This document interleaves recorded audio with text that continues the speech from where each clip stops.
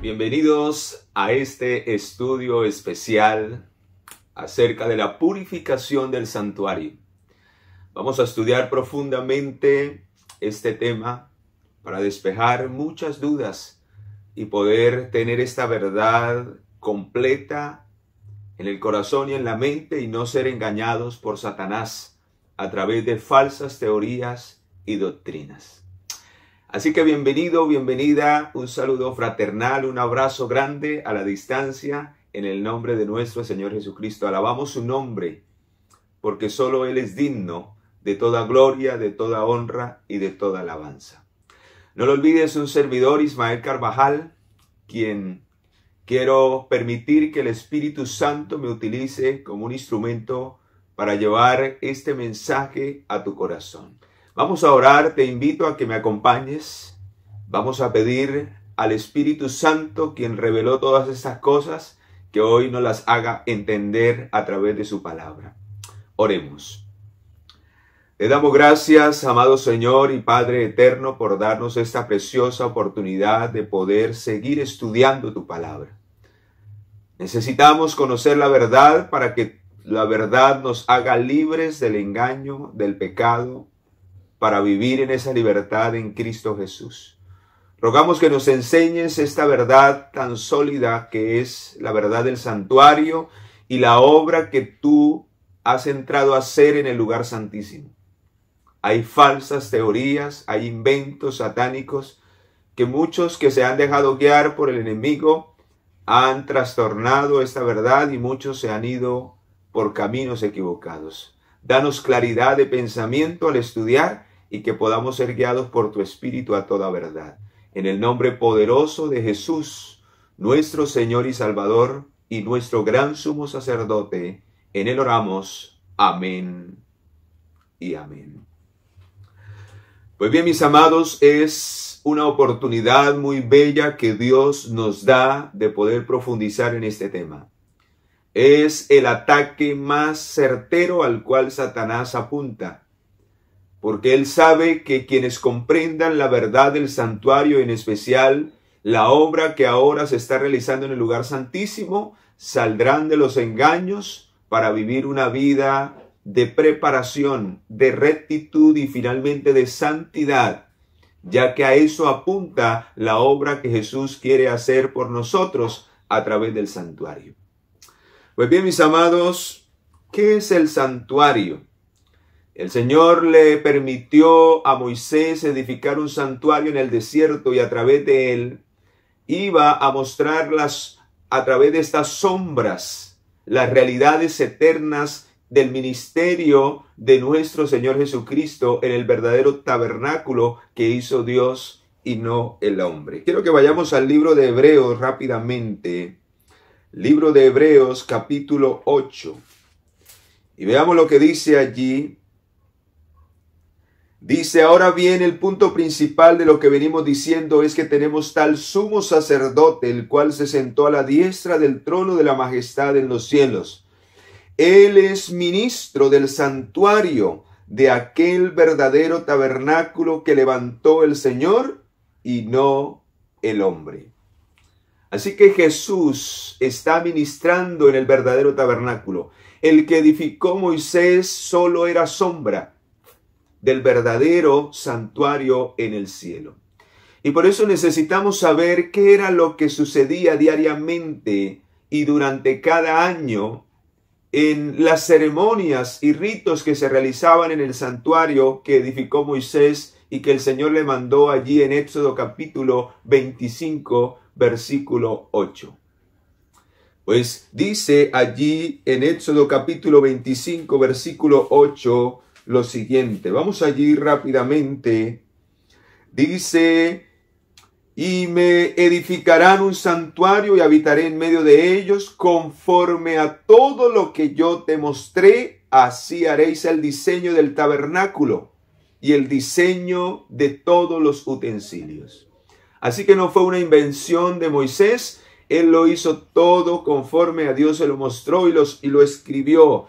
Todas las leyes y reglamentos y ceremonias y ritos, él debía llevarlos de tal manera como Dios se lo había indicado. Y precisamente todas esas cosas quedaron abolidas en la muerte de Jesús en la cruz del Calvario, porque todo eso apuntaba a lo que Jesús venía a hacer para expiar el pecado del pueblo y finalmente hacer la purificación en el santuario celestial. Por eso, al recordar lo que se realizaba en el ritual diario, podemos entender de una u otra manera cómo el santuario se contamina y por qué debe ser purificado al final de las 2300 tardes y mañanas de la profecía dada a Daniel en el capítulo 8. Pues durante el servicio típico diario, cada pecador debía presentarse y debía presentar ofrenda delante de Jehová por el pecado. Esa ofrenda tipificaba al Cordero de Dios. Él debía confesar su pecado y quitarle la vida a ese animal. De esa manera, a través de la sangre, el pecado del pecador era transferido al santuario, en donde en esas cortinas que separaban el lugar santo del lugar santísimo, quedaba como registro el pecado, y así el pecador se libraba y era limpiado, era perdonado y era limpiado su pecado, se hacía expiación, pero el pecado era transferido allí al lugar santísimo, allí al santuario celestial. Pues saben, mis amados, de la misma manera ocurre contigo y conmigo hoy. Ya no tenemos que hacer literalmente lo que se hacía antes, porque ahora el verdadero Cordero de Dios, que es Jesucristo, Él ya murió y Él es nuestra única y verdadera ofrenda por el pecado. Ahora lo que tenemos que hacer nosotros para poder ser limpiados del pecado y perdonados, vamos a mirar lo que dice en el libro de Primera de Juan. Libro de Primera de Juan, capítulo 2, versículo 1. Primera de Juan, capítulo 2, versículo 1. Dice así: hijitos míos, no pequéis, pero si alguno hubiere pecado, abogado tenemos para con el Padre a Jesucristo el justo. En otras palabras, Jesucristo es nuestro mediador. Él es nuestro sumo sacerdote. Él es quien transporta nuestros pecados a través de su sangre. Al perdonarlos, los lleva allí al santuario. Son consignados y registrados ya no en una cortina, sino en unos libros. Así que, mis amados, la obra de Jesús en el santuario celestial, en especial en el lugar santo, es una obra individual. Lo que se hace en el campamento y lo que se hace en el atrio es una obra para todos. Todos tienen acceso. Para todos es el perdón. Pero solo los que por medio de la fe, al haber aceptado a Jesús en el lavacro, a través del bautismo y haber resucitados a una nueva vida por la fe, entran al lugar santo para que Jesús sea su mediador e intercesor allí, delante de la presencia del Padre, mientras hay misericordia y gracia. Y es a través de la sangre de Cristo que mi pecado no solamente es perdonado. Vea lo que dice el versículo 9 de Primera de Juan. Cuando el pecador reconoce el pecado, confiesa el pecado y se aparta del pecado, vea lo que dice: si confesamos nuestros pecados, Él es fiel y justo para perdonar nuestros pecados y limpiarnos de toda maldad. Así que no solamente el Señor nos perdona, sino limpia mi vida de toda maldad. En otras palabras, soy purificado. Pero al ser purificado, por ser perdonado, al haber abandonado el pecado, entonces a través de la sangre, de una manera simbólica y por medio de la fe, la sangre del Cordero es el vehículo para que mi pecado sea trasladado al cielo. Por eso en el santuario está contaminado por el pecado de todos aquellos que han aceptado los méritos de Jesús para ser perdonados y limpiados de toda maldad. Cada vez que el pecador comete el pecado, aquellos que han aceptado a Jesús y se arrepienten de corazón y abandonan cualquier pecado, o cada persona que acepta a Jesús como su Salvador a través de las aguas del bautismo, esos pecados son perdonados, pero son transferidos por medio de la sangre allí a los registros del cielo. Entonces se necesita una purificación allá en el santuario, porque el santuario está contaminado de todos los pecados que han sido perdonados, pero que no están borrados. Y esa es la obra de purificación, o a eso se le llama la obra de purificación, la obra de borrar finalmente los pecados que realmente han sido perdonados. Y ahorita vamos a mirar por qué.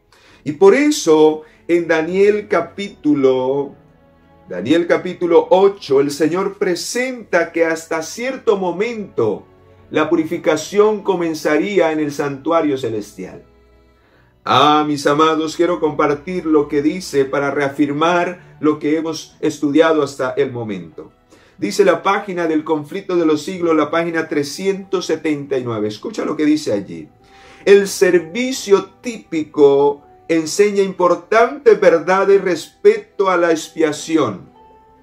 Se aceptaba un sustituto en lugar del pecador, pero la sangre de la víctima no borraba el pecado, solo lo perdonaba y expiaba el pecado de la persona, lo limpiaba, como acabamos de leer, que ocurre literalmente por medio de la fe en todo aquel que ahora toma la sangre del Cordero, que es Cristo Jesús.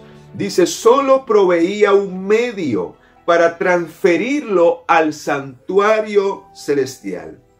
Con la ofrenda de sangre el pecador reconocía la autoridad de la ley, confesaba su pecado, su culpa, y expresaba su deseo de ser perdonado mediante la fe en un Redentor por venir. Pero no estaba aún enteramente libre de la condenación de la ley. ¿Por qué?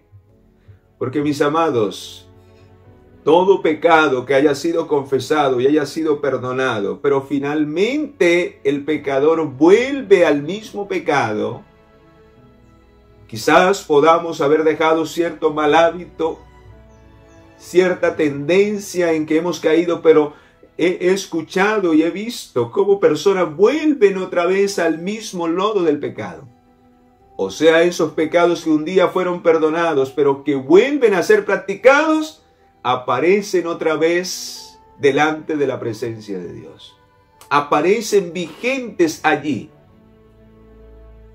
O sea, en otras palabras, si queremos que nuestros pecados sean finalmente perdonados y borrados, el arrepentimiento debe ser tan genuino que nos lleve a abandonarlos para siempre hasta que el Señor venga por segunda vez y finalmente nos liberte de esta naturaleza que nos lleva hacia el mal y hacia el pecado. Vamos a mirar la profecía que anunciaba la purificación del santuario. Ya hemos visto hasta el momento por qué se contamina el santuario. Se contamina por el pecado tuyo y mío que hemos confesado. Y por los cuales intercede el Señor Jesucristo. Él solo intercede por aquellos que han inscrito sus nombres en el libro de la vida. O sea, los que han aceptado a Jesús como no solamente su ofrenda por el pecado a través de la sangre, su sacrificio, sino también han aceptado a Jesús como su sumo sacerdote y mediador.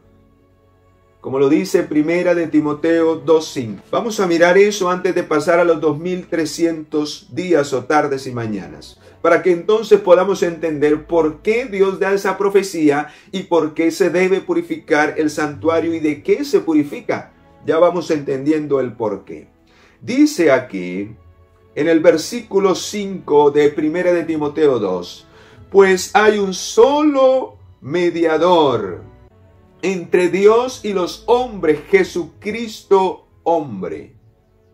Alabado sea el Señor. ¿Y quiénes hacen de él su mediador? Vamos a mirar lo que dice Hebreos capítulo 7 también. Dice el versículo 25. Vea lo que dice el 25 de Hebreos capítulo 7. Dice, por eso puede también salvar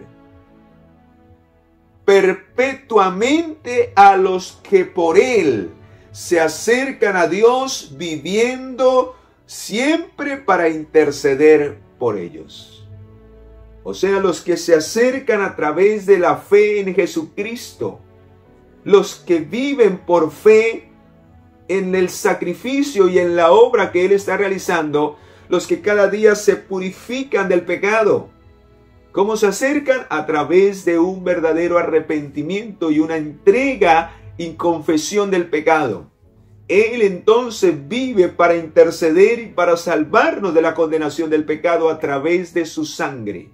Extraordinario, mis amados. Qué hermoso es saber esto, para que entonces cada día pueda examinar mi vida con el poder del Espíritu Santo, que es el que me convence del pecado, y pueda tomarme de la justicia de Cristo. Eso es la justificación por la fe. Cómo el Señor expía el pecado de mi vida y me hace vencer ese pecado para que yo esté limpio, para que yo esté purificado y para que entonces mi pecado sea transferido allí al santuario y ya yo no tenga que ver nada con el pecado. Ahora vamos a mirar qué ocurre en la purificación y por qué es tan importante esto que acabo de decir. Pues vamos a mirar cuándo se inicia proféticamente, cuándo se habría de iniciar la purificación del santuario. Vamos ahora sí a Daniel capítulo 8, versículo 14. Daniel capítulo 8, versículo 14 está la profecía que indica que en cierto periodo iniciaría la purificación del santuario. Vamos a escuchar lo que dice la palabra de nuestro Dios. Dice, y él dijo, hasta 2300 tardes y mañanas, y luego el santuario será purificado. Así que, mis amados, habría de iniciarse una obra de purificación en el santuario. Pero ahora, para entender esa obra de purificación, necesitamos entender cómo sucedía en el santuario terrenal. Cada año, en el mes séptimo, a los 10 días de ese mes del calendario judío, se realizaba el gran día de la expiación. Y precisamente también en cumplimiento literal, Jesús habría de iniciar el gran día de la expiación, que es llamado en esta profecía la purificación del santuario. La purificación del santuario, el día de la expiación, el inicio del juicio, son términos sinónimos los unos de los otros, son lo mismo. Pero esto habría de ocurrir, este evento no ocurriría al azar. Dios tiene todo calculado, tiene todo perfectamente en orden. No hay nada al azar para Dios. Dios es un Dios de orden. Y en el año de terminación de esta profecía, que en realidad no son 2300 tardes y mañanas, una tarde y una mañana según el contexto bíblico de Génesis, equivale a un día. Y fue la tarde y la mañana del día primero, equivale al día. Así que esas tardes y mañanas, hablando proféticamente, no equivalen a días sino a años. A años. ¿Y en dónde podemos encontrar esta equivalencia o esto que les estoy diciendo? Números capítulo 14, versículo 34. Números capítulo 14, versículo 34. Dice, conforme al número de los días, de los 40 días que empleasteis en recorrer la tierra, cargaréis con vuestras iniquidades 40 años, un año por cada día. Así que proféticamente un día equivale a un año. En otras palabras, literalmente no eran 2300 tardes y mañanas, sino 2300 años. 2300 años. Y esta profecía inicia cuando inician las 70 semanas, de las cuales vamos a hablar en el próximo video o en el próximo mensaje que voy a compartir con ustedes. No se lo pierdan. Si Dios lo permite, el día miércoles estaremos subiendo ese otro material para hablar de la profecía de las 70 semanas. La verdad acerca de esta profecía. ¿Y por qué era tan importante dentro del calendario de los 2300 tardes y mañanas o 2300 años? Porque esta profecía da el inicio de la profecía más grande, que es esta que llega hasta el día en que empieza la purificación del santuario.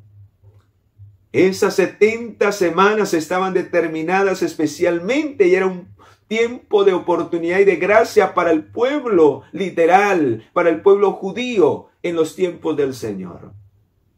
Y a partir del inicio de esa profecía se da inicio también a el periodo profético de los 2300 años. ¿Y cuándo inicia esa profecía? Cuando se da la orden de restaurar y edificar los muros y el templo de Jerusalén. ¿Cuándo se dio esa orden? Fue dada por el rey Artajerjes en el año 457 a.C.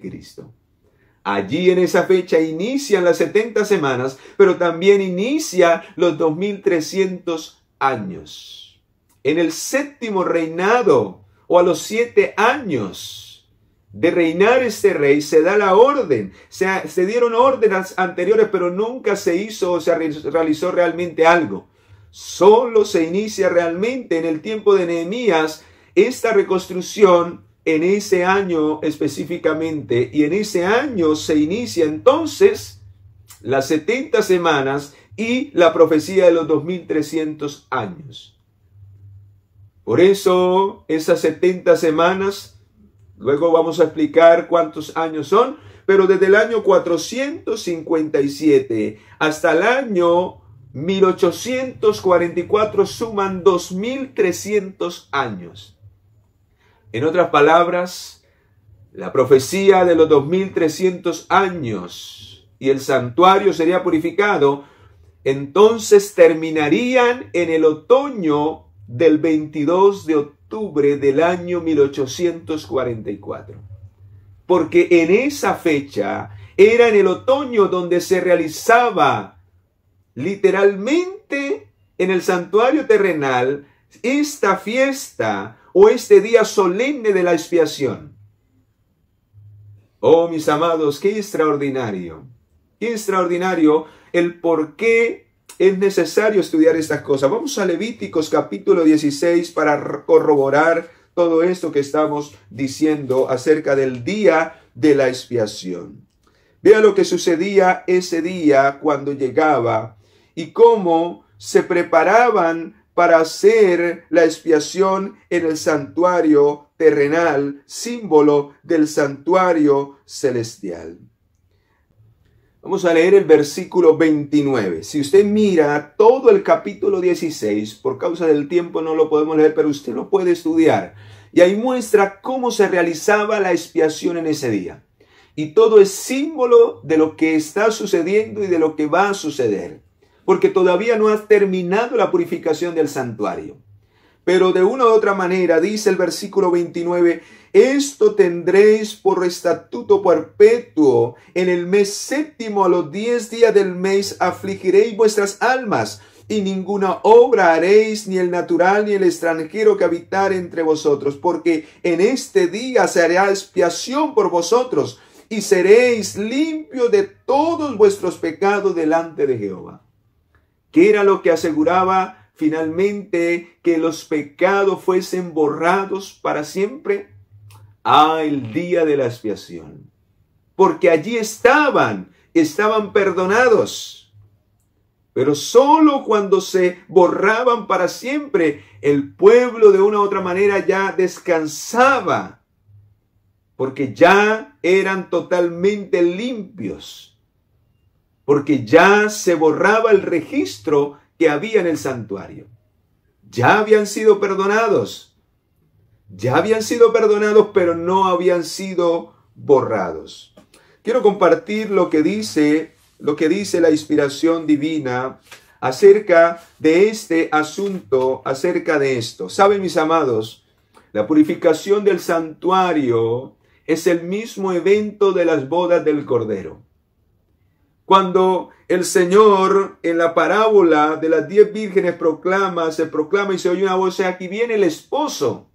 Es la entrada, es el mismo evento de la entrada de Jesús para recibir a su esposa, que es prefigurada como la Nueva Jerusalén, la ciudad capital del reino que le fue entregado a Jesucristo, el cual el Señor le dio la facultad de ser el gobernante, el rey de este mundo, y por lo cual tiene la facultad de juzgar y de determinar quiénes a través de su sangre y de su sacrificio formarán parte de este reino. Y por eso hoy se están celebrando las bodas del Cordero. Y nosotros somos invitados a formar parte de esas bodas. Necesitamos, a través de la figura de las 10 vírgenes, necesitamos por medio de la fe entrar a las bodas del Cordero. Necesitamos entrar allá si queremos seguir siendo los convidados a la fiesta de la cena de las bodas del Cordero. ¿Y qué significa eso? Quiero compartir lo que dice la inspiración acerca de eso en la página 386 del Conflicto de los Siglos. La proclamación: aquí viene el esposo, en el verano de 1844. ¿Qué ocurrió ese día? Se empieza la purificación del templo. O sea, que la purificación del templo es de una u otra manera las bodas del Cordero.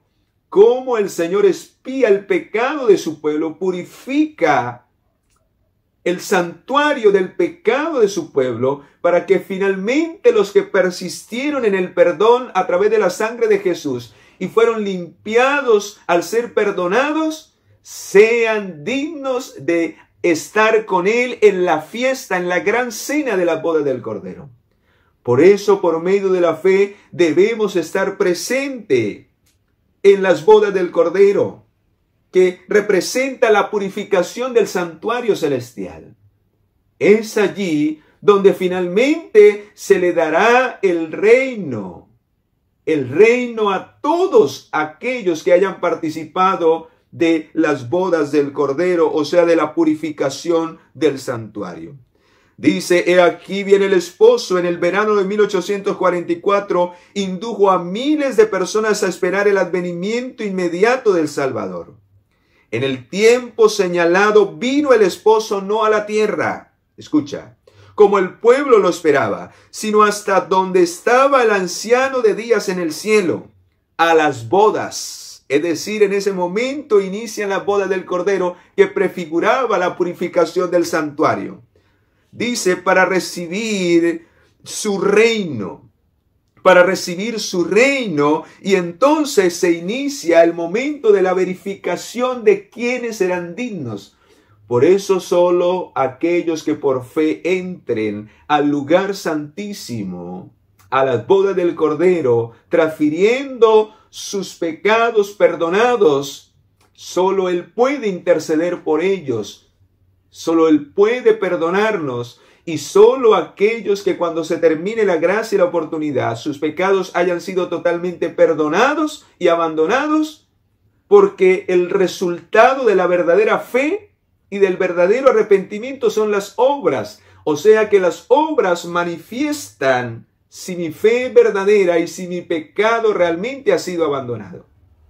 Por eso el juicio se verificarán son las obras, porque ella muestra si mi fe en el Señor es una fe verdadera. Por eso Mateo 7, 20 y 21 dice: por su fruto los conoceréis. No todo el que me dice Señor, Señor, entrará en el reino de los cielos, o entrará en la fiesta de la cena de las bodas del Cordero. Extraordinario, mis amados, como todo encaja para bendición tuya y para bendición mía.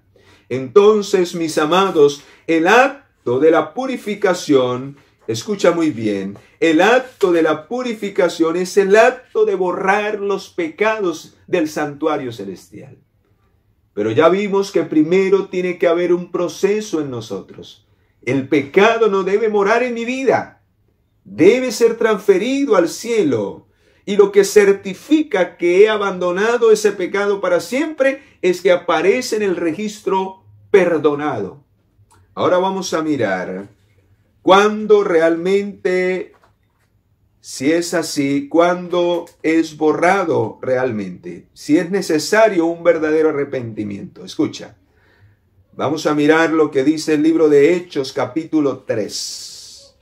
Hechos capítulo 3, escucha lo que dice el Señor en este versículo tan poderoso que habla acerca del verdadero arrepentimiento y cómo ese arrepentimiento lleva al pecador a que finalmente en la purificación sus pecados sean borrados para siempre. Versículo 19. Así que arrepentíos y convertíos. El arrepentimiento me lleva a la confesión y el convertirme me lleva a abandonar el pecado, a hacer un cambio total en mi vida, para que sean borrados vuestros pecados y para que venga de la presencia del Señor tiempos de consuelo o paz. Queremos que finalmente nuestros pecados sean borrados allí cuando seamos llamados a cuentas y nuestro registro el Señor lo examine para determinar si todos los pecados que hemos cometido han sido transferidos al santuario. Por medio de la fe en la sangre del Cordero, el Señor intercede, perdona, y si aparecen allí perdonados, finalmente serán borrados del libro del pecado, del libro de la muerte, donde están allí registrados como memoria para el día final. Por eso, mis amados, dice en el conflicto de los siglos, en el capítulo 29, que habla acerca del juicio investigado, los pecados que no hayan inspirado arrepentimiento. Y aquí está hablando del verdadero arrepentimiento, porque hay un arrepentimiento falso. Solo nos arrepentimos por un momento mientras sentimos que las consecuencias nos llegan, pero otra vez volvemos a lo mismo. El verdadero arrepentimiento trae una conversión, un cambio.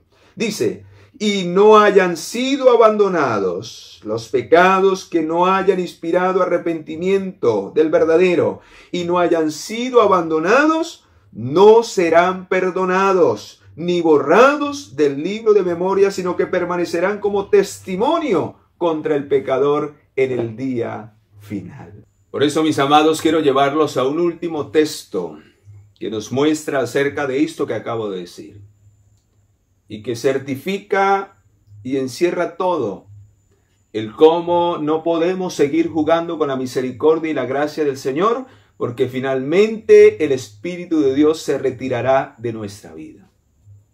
Solo aquellos que quizás todavía no han conocido, tienen o tendrán la oportunidad quizás hasta el último momento. Pero muchos de los que hoy desprecian serán retirada la gracia y la oportunidad y serán entregados finalmente por su propia elección a las garras del enemigo. Por eso, queridos, tengamos cuidado, porque quizás mientras vivimos la gracia haya terminado y quizás en algún momento llegue la muerte.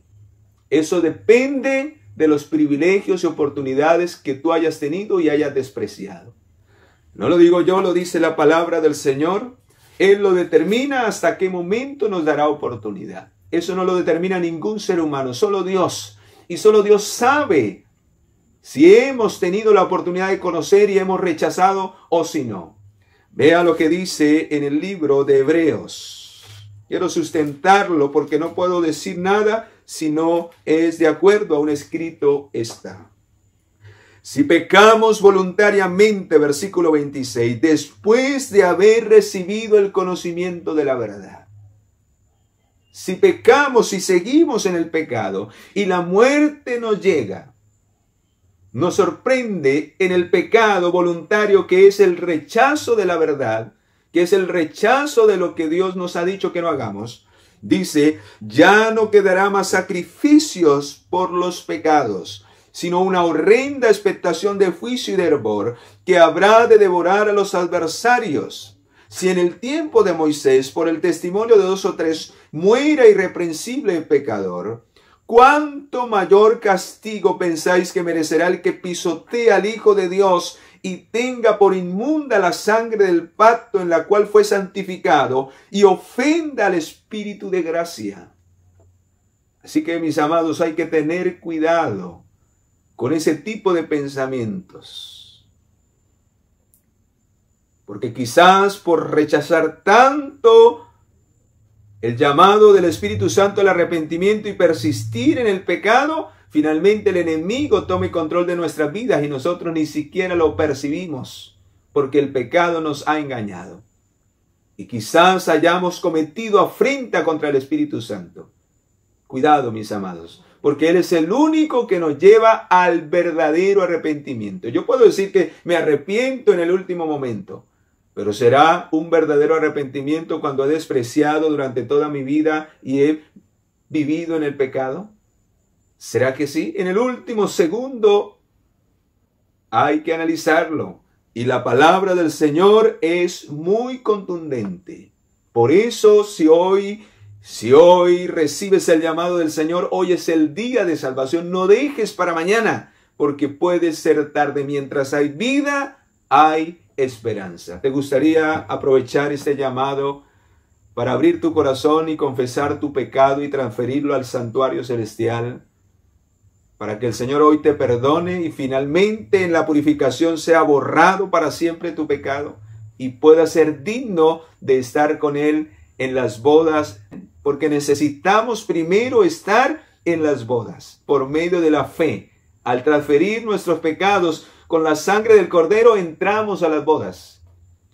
Pero luego disfrutaremos de una fiesta para siempre cuando en las bodas el esposo certifique que somos dignos de estar en esa fiesta para siempre porque hemos sido perdonados y nuestra mancha será quitada para siempre del santuario celestial y podremos estar con Él por la eternidad.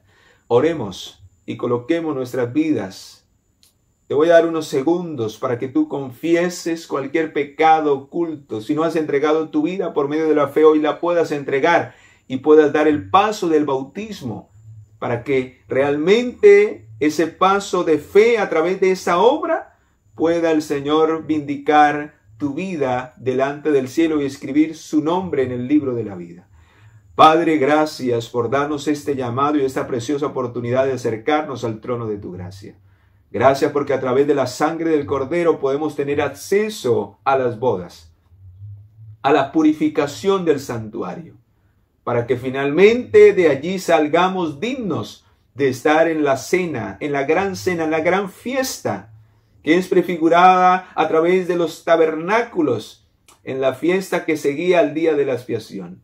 Señor, queremos entregarte nuestra vida, que nos limpies de todo pecado. Señor, queremos confesar nuestros pecados.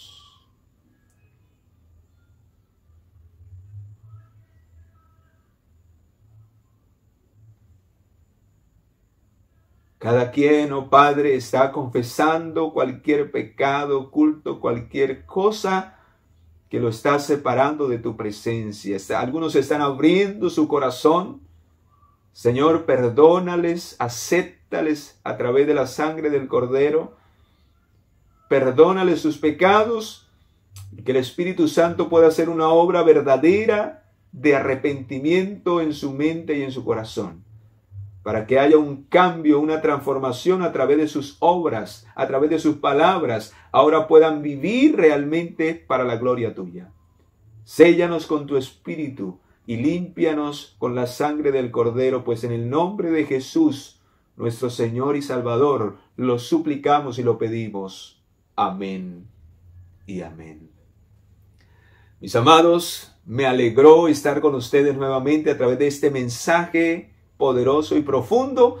Compártelo con otros, dale like para que YouTube promueva este video y muchas personas puedan oír este mensaje. Y no olvides suscribirte, es gratis. Allí aparece suscribirte en rojo, le das like y ya perteneces a la familia del mensaje final de Dios. Que Dios te acompañe, te guíe a cada momento en este nuevo día.